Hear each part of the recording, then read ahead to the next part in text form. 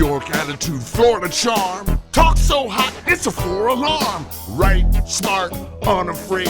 A double shot of truth on your radio waves. Hey, hey, oh, whoa. Time to crank up your radio. Hey, hey, whoa, whoa. Time for the Rick Stevens Radio Show. Well, hope you had a nice weekend. I am Rich Stevens. Welcome to the show. Thank you for being here. I do appreciate it. A lot to cover today. I want to start with this story out of Dallas, which is just incredible to me. And you talk about a conspiracy theory that is just literally handed to you on a silver platter. This has got that written all over it. A key witness who testified for the prosecution in the trial of the killer Texas cop Amber Geiger was shot to death in an ambush right outside his apartment over the weekend. His name is Joshua Brown. He was a neighbor of Geiger's victim, Botham John, was found on the ground, his body full of bullets. This happened Friday night about 10:30, right outside his building in a Dallas neighborhood. The funny thing is the mainstream media didn't pick this up until yesterday. It happened on Friday. I posted something about it on my Facebook on Friday. So he was taken to Parkland Memorial Hospital where he died from his injuries. No suspect information available at all. However, witnesses told police that they heard several gunshots and saw a silver sedan speeding away from the parking lot. Now, Brown, who was only 28, testified last week about the night of September 6th last year when Geiger, who's now a former Dallas police officer, entered John's apartment thinking it was hers and shot him, killed him. He was sitting on the couch eating ice cream and watching TV. She believed that he was an intruder. Now, Brown said he heard what sounded like two people meeting by surprise, and then the two gunshots. He cried on the stand how, when he was recounting his that day last year when it happened, to his 26-year-old next-door neighbor and friend who was singing, he was singing gospel music and Drake through the door when he heard this. So the Dallas County prosecutor, Jason Hermas, the lead prosecutor in the Geiger case, applauded Brown's decision to come forward. He said, quote, he bravely came forward to testify when others wouldn't. He made this statement on Saturday, and he said if we had more people like him, we would have a better world. What doesn't make sense about that is he said this on Saturday after the guy was shot to death in front of his building. I mean, this guy's got to be a moron, this Dallas County prosecutor, to make a statement like that. I agree that people should come forward if you can, but when the guy is shot dead and there's no suspects at this time, and he says he bravely came forward to testify when others wouldn't. I mean, it just, to me, that just seems, you might disagree with me, but I'm telling you, that just sounds weird to me. Then there's Lee Merritt, who's a civil rights attorney who's representing the Jean family, and said Brown was a former athlete turned entrepreneur whose slaying, quote, underscores the reality of the black experience in America. Now, Brown lived in constant fear that he would be the next victim of gun violence. This attorney wrote on Facebook. And he also says, quote, Brown deserves the same justice he sought to ensure the Jean family. Now, Amber Geiger, the police officer, former police officer, was 31. She got 10 years in prison on Wednesday. So this was just 2 days after this sentence was handed down. Now, I don't know about you, but the first thing that comes to mind for me is I'm thinking, and maybe it's just me, but if it turns out, I shouldn't be laughing, but it's not a laughing matter, but it's amusing to me because, you know, the first thing that comes to mind is Amber Geiger, who was 31, her best friend or partner or boyfriend or girlfriend, whatever the situation might be. And I'm sure by now police are investigating. I know they're investigating, as a matter of fact. I have a call in to my friend at the Dallas Police Department to tell me when they do get some more information. And here's the thing. If any one of those people happen to have or own a silver sedan, I think we got our person. But to shoot this guy, I mean, what the hell is happening to this country where once people feared police, and now nobody fears police anymore. Well, I shouldn't say nobody, but there's some people that just don't give a crap, throwing, like in New York a few weeks ago, throwing soda bottles, glass soda bottles at police officers who were patrolling on the street for no reason at all. And this will affect people coming forward because it's a scary situation. But it's also, like I said in the beginning, it's one of those conspiracy theory things that's just handed down to you, and you just got to, you have to put the facts in front of you and think, how is it possible that this was just a coincidence? It happens to be this guy 2 days after the verdict is handed down. I'm sorry, I don't believe in coincidences. So you draw your own and, let me know what you think. But this is it's too easy to have it be just a coincidence, gunned down in front of his building. I got to take a quick sip here.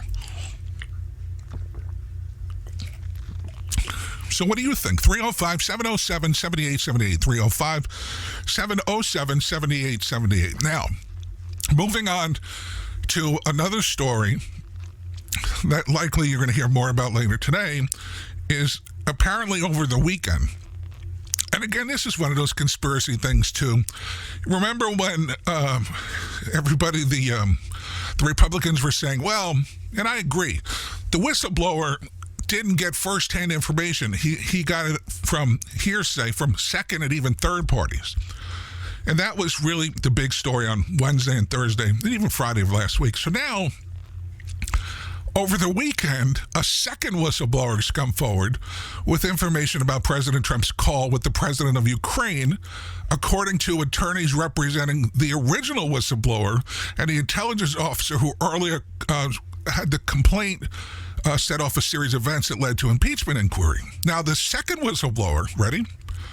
And you should see this coming, has firsthand knowledge of the events, according to the first whistleblower's attorney, Mark Zaid. Now, the original whistleblower did not listen directly to Trump's call, but talked to people who had.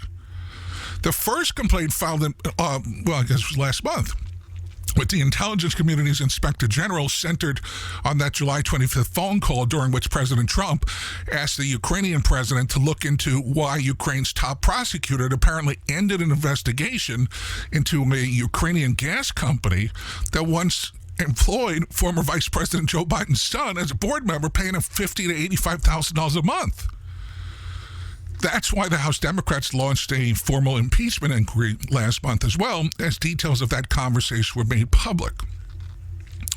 Now, legal sources say, this is where it gets interesting, that the second whistleblower is not filing a separate formal complaint, but they are still entitled to legal protections for cooperating with the inspector general. Trump has publicly maintained that the call was, quote, absolutely perfect and totally appropriate. I'm not sure what absolutely perfect means. I've heard the president say that numerous times, but it doesn't matter how many people decide to call themselves whistleblowers, he says, about the same phone call, a call that the president already made public. It doesn't change the fact that he has done nothing wrong.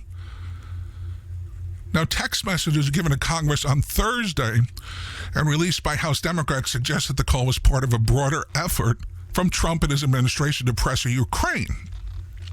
So those texts show that U.S. ambassadors working to persuade Ukraine to publicly commit to investigating Trump's political opponents and explicitly linking the inquiry to whether Ukraine's president would be granted an official White House visit.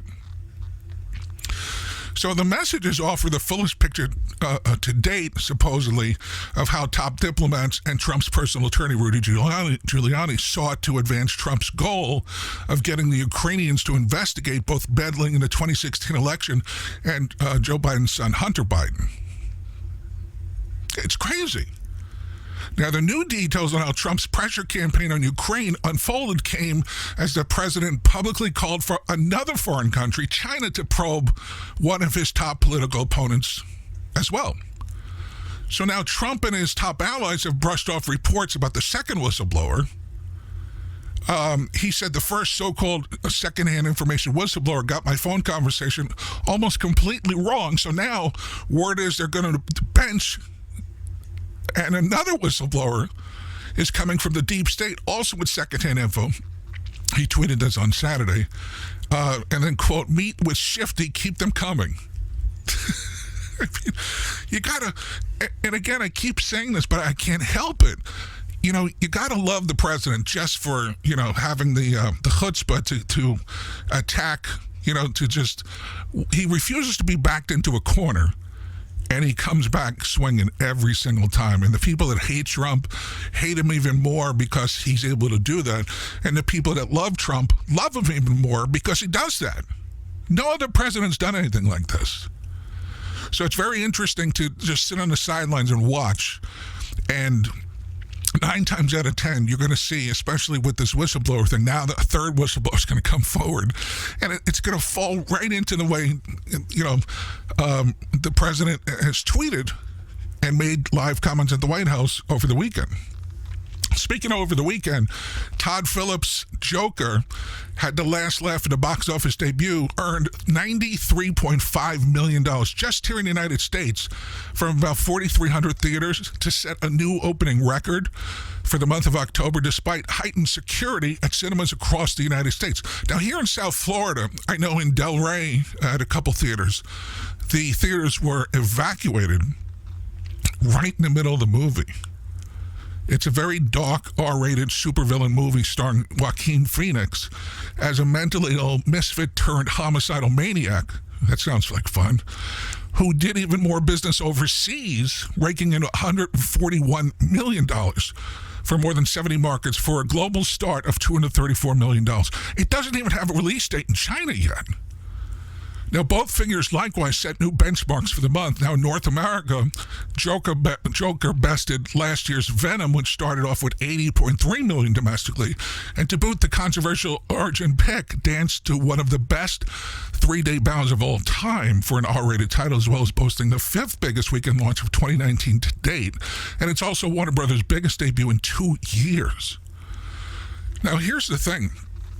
Joker, far from an ordinary superhero pick, but an origin story laced with realism, has sparked widespread headlines and concerns for the ultra-deep and dark themes and violence, prompting cinemas and police departments, including here in South Florida, to ramp up security and remind patrons that face paint, masks, and toy weapons are not allowed. Theaters also checking IDs and informing guests that the film's rating is a hard R, and that anyone under 17 must be accompanied by a parent or adult when buying a ticket.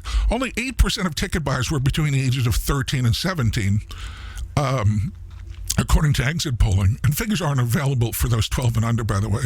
But overall, males made up 62% of the audience. That shouldn't come as a surprise. Joker played to an ethnically diverse crowd. 44% of ticket buyers were Caucasian, followed by Hispanics, 24%, Black Americans, 16%, Asians and other, 14%. But the majority of the audience, 65%, was between the ages of 18 and 34. So there you go. And throughout the country, including in big markets like here in Miami and in New York and LA and Chicago, they had major police presence because of credible threats that were supposed to happen in theaters playing the Joker.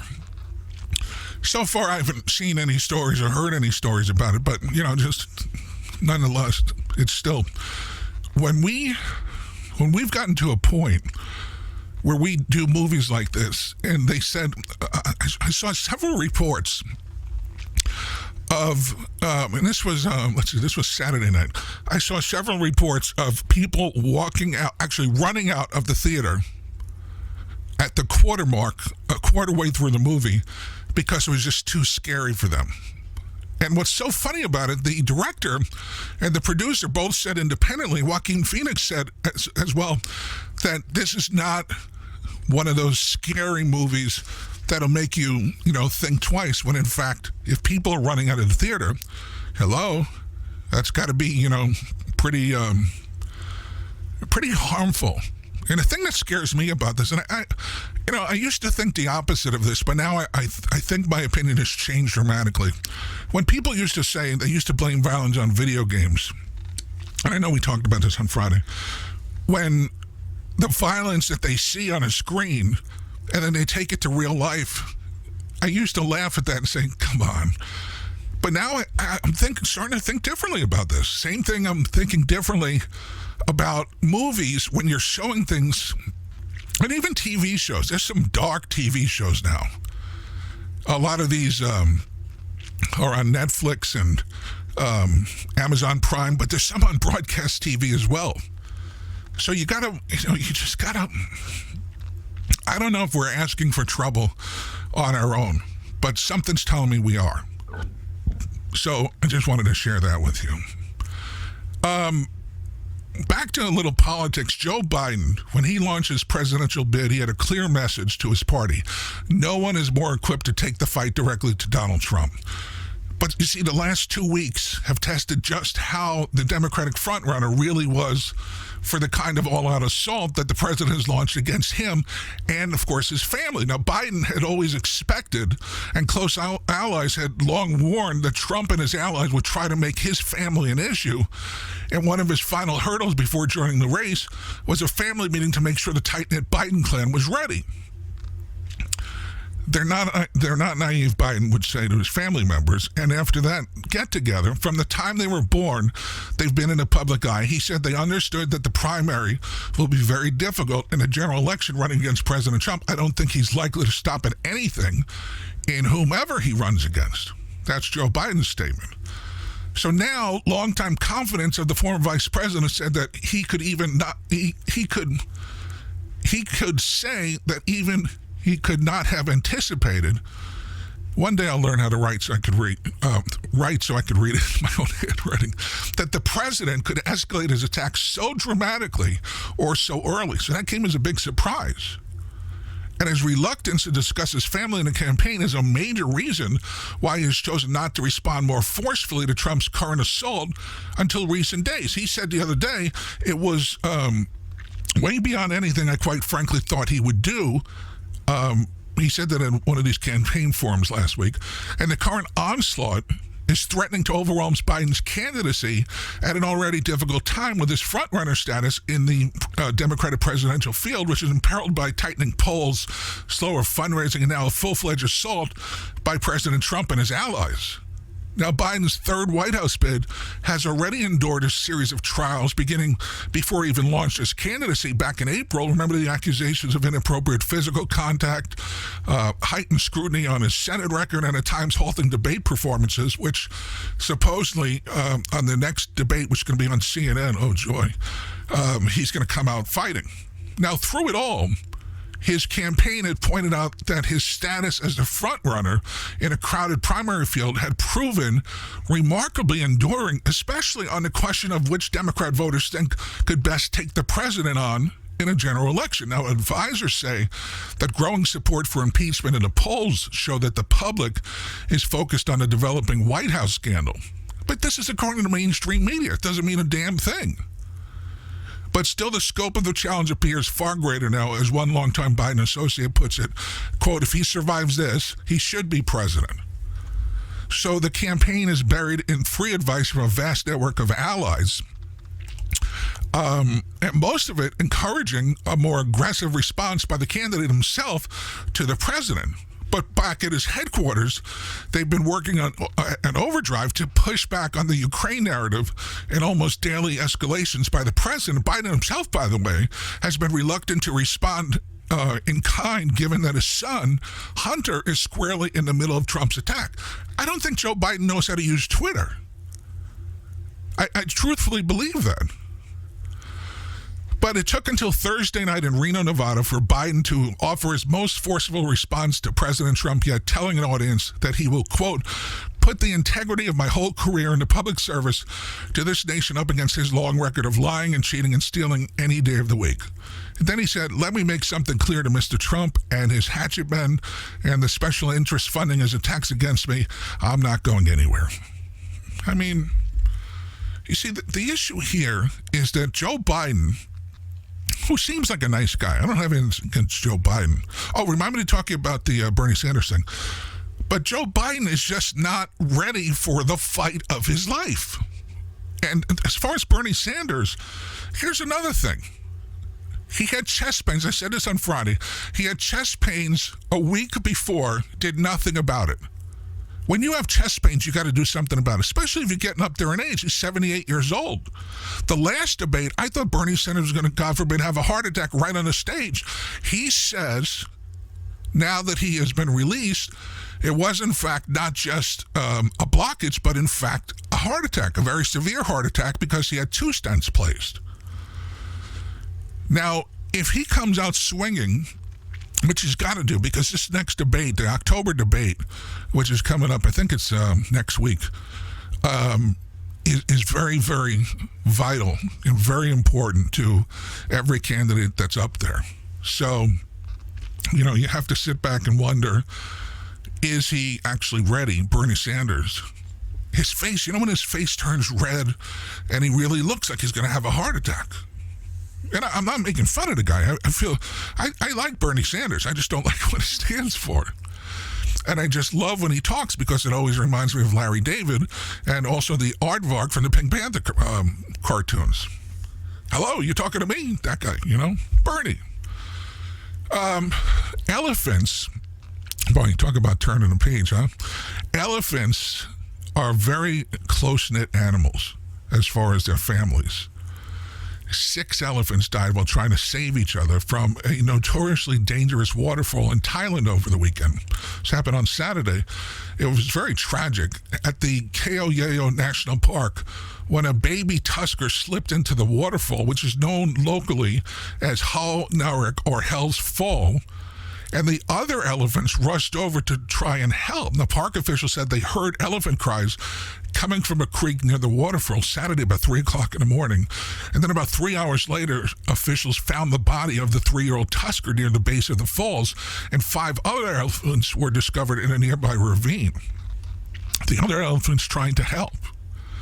Now, Thailand's Department of National Parks, Wildlife, and Plant Conservation, they posted aerial photos of the dead animals partially covered in water amid the rocks, and 2 totally exhausted male elephants were spotted standing on a cliff above the baby elephant and are being closely monitored.